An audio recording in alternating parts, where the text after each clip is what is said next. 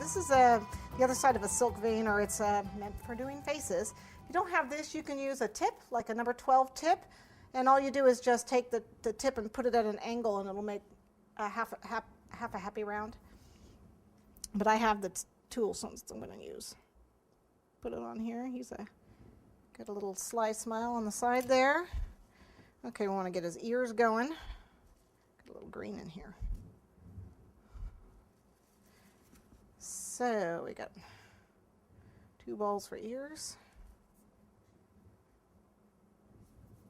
Ball, and then a cone for his ears, because he has pointy ears. I don't know if leprechauns have pointy ears, but mine does. And what we're going to do is just flatten that just a titch. And we're going to look, the ears are, the bottom of your ear is even with your nose. So we want to put those ears right on the side of his head, right around where his nose is, even with his nose.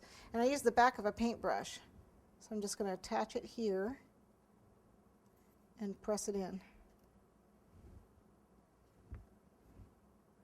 Okay, and have it point back a little bit. Same with this one.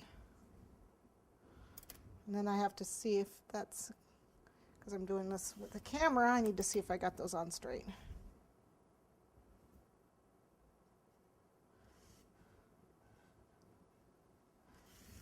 Okay.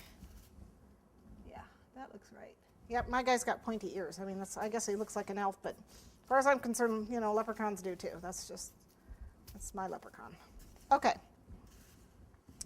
We still have his red, orangey red beard. You can do it in red, but I'm doing it in orange because it's my imagination.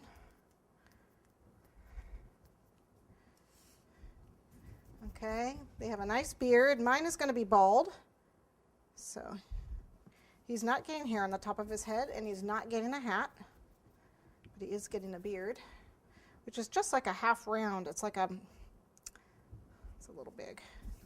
Make a ball, no creases, and then make it into a sausage, and then just the ends so that they're thinner, okay? And then it's gonna go like, it looks like a happy face.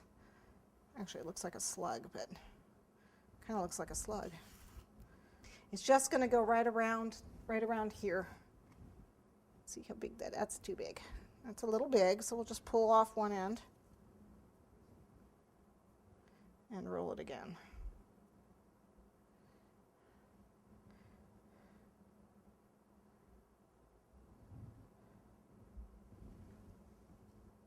That looks pretty good. You don't want it too fat.